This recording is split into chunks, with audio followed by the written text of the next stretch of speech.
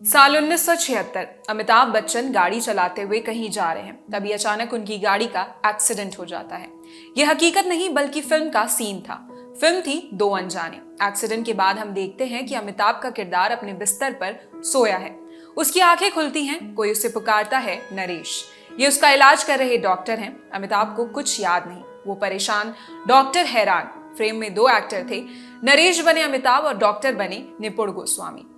भारतीय सिनेमा में दो समान कद के अभिनेता। हिंदी पट्टी वालों को निपुण से परिचय करवाने के लिए अमिताभ जैसे महानायक का इस्तेमाल करना पड़ा, जबकि निपुण खुद असमिया सिनेमा के कलावंत थे। लेट 60s में फिल्मी एक्टिंग करियर शुरू हुआ। आसामी, हिंदी और बांग्ला भाषा में काम किया, लगभग 50 से ज्यादा फिल्मों में। उसी दौरान असम के मुख्यमंत्री हेमंत बिस्वा की रील वाले दादाजी भी बने। आसामी भाषा जनता को सुनहरी यादगार फिल्में दी, सिनेमा को समृद्ध किया। सिनेमा जगत को इतना योगदान देने वाले इस दिग्गज ने 27 अक्टूबर 2022 को अपनी आखिरी सांस ली। वो लंबे समय से हृदय संबंधी बीमारी से लड़ रहे थे। सीएम बिस्वा ने उनकी डेथ को आसामी सिनेमा के लिए बड़ा आघात बताया। साथ ही लिखा कि बचपन में उन्हें कोका देवता नाती आरू हाथी नाम की फिल्म में निपुण गोस्वामी के साथ काम करने का सौभाग्य मिला था। निपुण की डेथ उन्हें याद करने का बहाना नहीं होना चाहिए, बल्कि एक और वजह होनी चाहिए उनकी लेगेसी को सेलिब्रेट करने की। आज उनकी लाइफ और उनके सिनेमा को थोड़ा करीब से जानते हैं।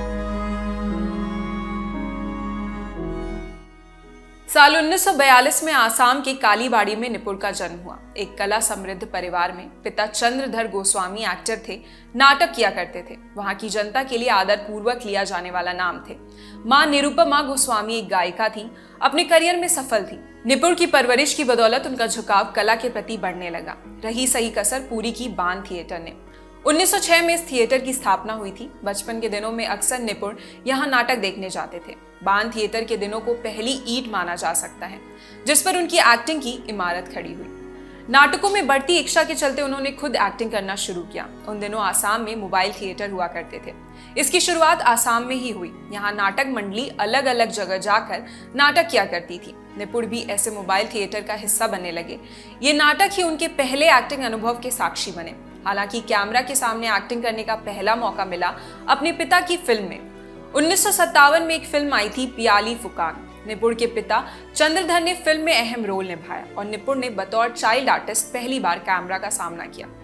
पहली फिल्म के बाद कुछ साल बीते। निपुण पढ़ाई पर ध्यान दे रहे थे, बीए कर चुके थे, अब एक्टिंग को सीरियसली लेना चाहते थे, उसकी बारीकियों को समझना चाहते थे। यही सोचकर film and television institute of India Pune यानी FTII में एक्टिंग कोर्स के लिए अप्लाई कर दिया। सिलेक्शन भी हो गया। FTII के दिनों में शत्रुघ्न सिन्हा, नवीन निश्चल और सुभाष घई जैसे नाम उनके साथी थे। उन्होंने अपनी पढ़ाई, अपनी कला पर काम किया। वो आसाम के पहले अभिनेता बनने जा रहे थे जिसने एक्टिंग की फॉर्मल ट्रेनिंग ली हो। अमर पाठक नाम के एक लेखक थे। 60s में उन्होंने अपने एक नॉवल पर फिल्म बनाने की सोची। उसी के लिए हीरो की तलाश थी। अपने हीरो के नाम उन्होंने एक लेटर लिखा जो जाकर पहुंचा FTII। उस पर निपुण गोस्वामी का नाम लिखा था। अमर चाहते थे कि निपुण उनकी फिल्म के नायक बने। ये फिल्म थी संग्राम। बतौर लीड एक्टर निपुण की पहली फिल्म। संग्राम हिट हुई, लेकिन अभी भी निपुण के पांव पूरी तरह आसामी सिनेमा में नहीं जमे थे। ये काम किया उनकी दूसरी फिल्म डॉक्टर बेस बरुआ ने। साल 1969 में आई इस फिल्म ने निपुण को स्टार बना दिया। ये वही साल था जब आराधना ने राजेश खन्ना को हिंदी सिनेमा का पहला सुपरस्टार बनाया था। खैर, डॉक्टर बेस बरुआ के बाद निपुण को कभी पीछे मुड़कर नहीं देखना पड़ा। 70s और 80s में उन्होंने अपने सिनेमा पर राज किया। 1983 में आई कोका देवता नाटी आरू हाथी उनकी पॉपुलर फिल्मों में से एक थी। ये फिल्म ऐसे दौर में आई जब आसाम की राजनीति में अस्थिरता बनी हुई थी। इस फील गुड फिल्म में उन्होंने हेमंत बिस्वा के दादा का रोल निभाया। निपुण आसामी फिल्मों को लीड कर रहे थे, लेकिन हिंदी में उन्हें ऐसा मौका नहीं मिला। दो अनजाने के अलावा उन्होंने दो भाई, दामिनी समेत 8 हिंदी फिल्मों में काम किया। इन सभी फिल्मों में उन्होंने सपोर्टिंग कैरेक्टर्स के रोल अदा किए। तबीयत खराब होने से पहले तक वो फिल्मों में काम करते रहे। उनकी आखिरी रिलीज हुई फिल्म 2021 में आई डॉक्टर बेस बरुआ 2। उस फिल्म का सीक्वल जिसने उनके सितारों को बुलंद कर दिया था। फिलहाल इस खबर में इतना ही। आपके लिए पूरी जानकारी इकट्ठा की थी हमारे साथी अमन ने। मैं निहारिका यादव। देखते रहिए ललन टॉप सिनेमा। शुक्रिया।